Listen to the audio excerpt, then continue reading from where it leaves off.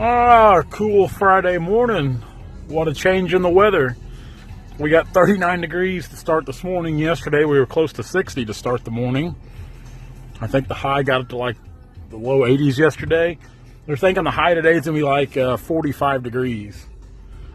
That's quite the weather swing here in Missouri, but that's typical. Stan the man. I just got done having coffee. I'm going to go down and do some cleanup. Do the finishing cleanup work on the job. And I'm going to take a little walk there on the neighbor's place down the creek. Because me and Dad seen several trees standing on that place. And I think the lady we're cutting on actually rents that place to run cattle on. So I want to look it over real good. And of course, I want to make sure all the cleanups, everything's taken care of. We got the job done. We're going to unload these logs today. We're going to sit on right there on the job site, this bunch of logs. So we're going to get that taken care of. Then we're going to start hauling equipment home. I'm going to bring that skidder home and do some work to it, that D model. Then the next job we go out on, I'm going to take that little 540B out on. I haven't ran that 540B on the job in about a month or so. So I've got it on the yard ready to go. It's just sitting there anxiously awaiting to go to work. So we'll take it out, put it to good work. There's the prison, or the school, I guess. I didn't go to school there. They built that after I graduated. Okay, it's cold. Let's go do some cleanup. One of the things I guess I kind of like about when I come to work by myself or ride by myself is I can listen to whatever music I want to listen to, which I listen to all kinds of crazy stuff, but I do listen to a lot of hard rock in the mornings. I don't know, it just seems to get me in the mood to go out and cut trees, I guess. Of course, Cedar's playing, but of course I got all this synced through my phone. I mean, you never know what's going to be on there. Smashing Pumpkins, Drowning Pool, Killswitch Engage, I mean, Five Finger Death Punch, all kinds of stuff. But that's, I do like to listen to, you never know what I'm going to listen to. So what we're going to do now is we're going to fuel up the skid steer. And really, it's got about a half tank. We've done a lot of work this week. You know, we started cutting here last Friday, so it's really a week from start to completion on this. Which it would have been sooner, but these logs were spread out. These trees were all over this farm. So there were some long drags. There was days where, you know, you cut some here, then have to go all the way over there and cut. So it does it. When trees are spread out, it's time consuming. So we're going to fuel up the skid steer. Like I said, we've only burned about a half a tank in the last week, and I think that's pretty good. These Tier 4 engines they have anymore, they're extremely fuel efficient. And man, that's something you got to look at on equipment. That's why we like those little 4-cylinder John Deeres. Is because all that stuff adds up, man. You know, we've had the big 6-cylinder engines, whether it be the Cummins or the Deeres. And they do. They'll pull a mountain. They will, but they drink a lot of fuel. I mean, they drink a lot of fuel. Nickels and dimes make dollars. Oh my gosh. Get this thing fired up. Temperature's been dropping. It was 36 degrees and we got out. There we go. Is she puffing any smoke? Don't see any. Alright, so we'll let this thing warm a minute and we're going to back over there, fuel up. Then we're going to start some cleanup, and I might rearrange some of these logs a little bit, kind of roll them around, maybe do some trimming on them. I got them trimmed pretty good. Presentation's everything, guys. Presentation is everything. In the midst of doing some of my cleanup work, I found another tree down here we missed. I didn't have anything to do. I had some time to kill, so I went ahead and finished doing all my cleanup. Then I went and grabbed a saw. The saw is actually up there in the grapple, because there ain't a lot of room in the cab of the skid steer. So I set the saw on the grapple. We're going to go down here. We're going to cut this thing, pile the treetop up. And we've done quite a bit of cleanup over here. You can see that pile of hedge and locust there in front of me.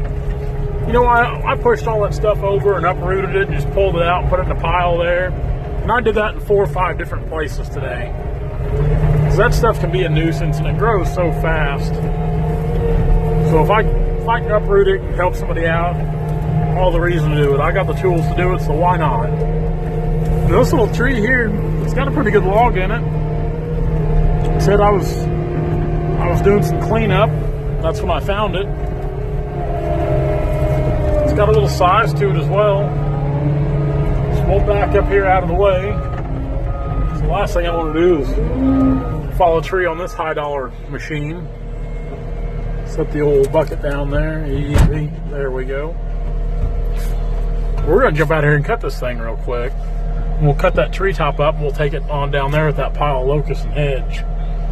And that will literally be the end of it this time. That'll be the last tree to cut right there. Right there. So let's jump out in the cold here. Turn the heater up here. That way when it's nice and toasty in here and I get back in.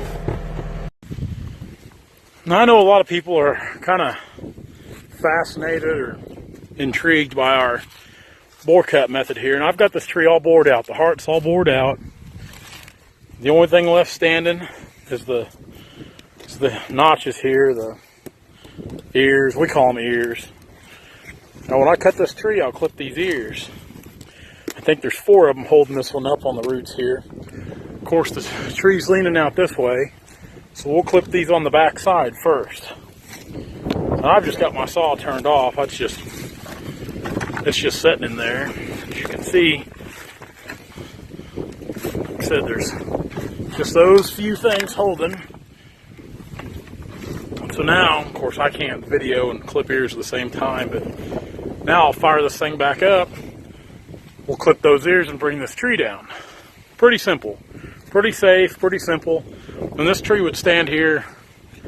I would leave this tree overnight. The wind's even starting to blow here out of the north today. I mean, we've probably got a 20-mile-an-hour wind. Maybe not quite that hard, but it's blowing pretty good. And it wouldn't bother me to leave this tree here because there's really a lot holding that. It's just like the trees up on stilts. Even though the heartwood in the center's cut out, you got a lot here on these roots. These spurs, I guess some people call them, holding the tree. So let's fire the saw up. We'll bring this thing down and cut the log out. And just like that, the tree's down. You can see here what holds it. Now this spur here was the first one I clipped over here. Then I went and clipped this spur, and with the wind and the lean, I cut a little into this spur, then a little into this spur. And you can see I cut down a ways right there. Well, then I went ahead and come down and clipped this spur completely right here, and it swung the tree over just a little bit. Didn't do any damage to anything. You can see that how flat that is across there. Totally flat, no notch, no hinge. We're not losing any wood at all there.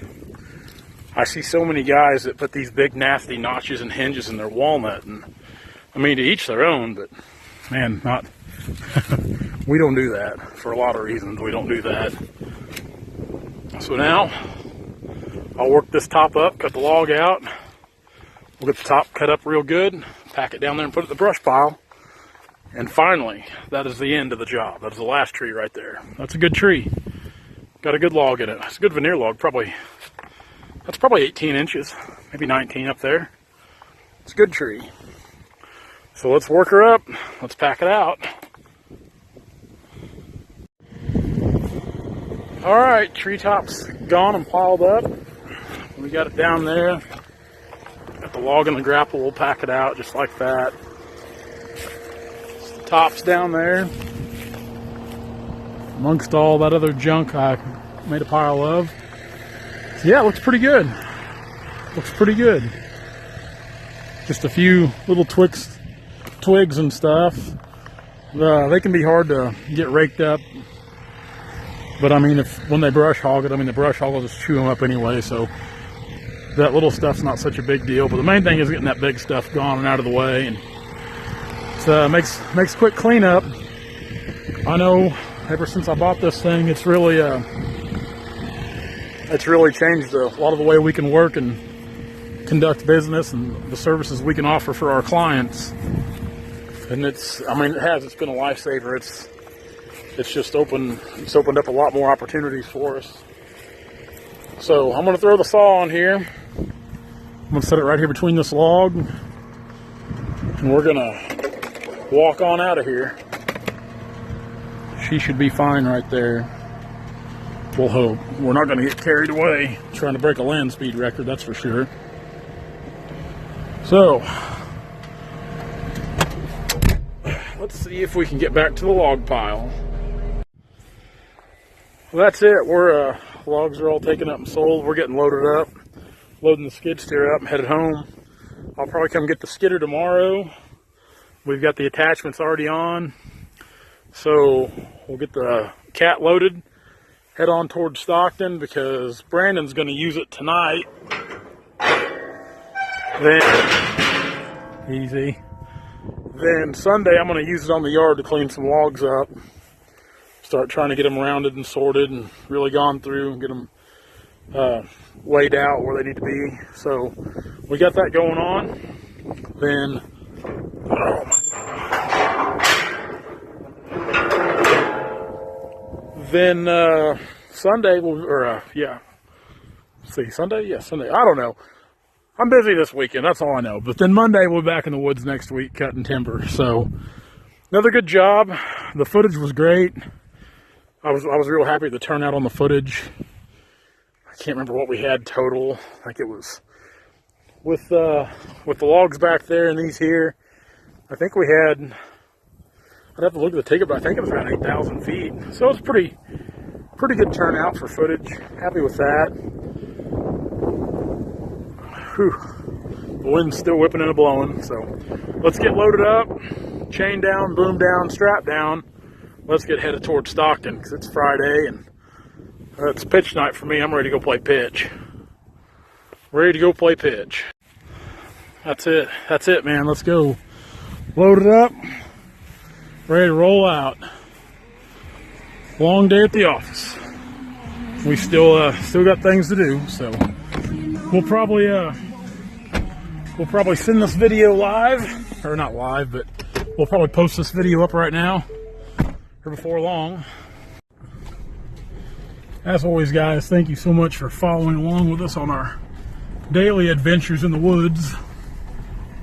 Ooh, tight turns. I would like to send a special thanks to the Walnut King for his appearance today at the log pile. I'm sure he'll be watching this later, so get a kick out of that, won't you?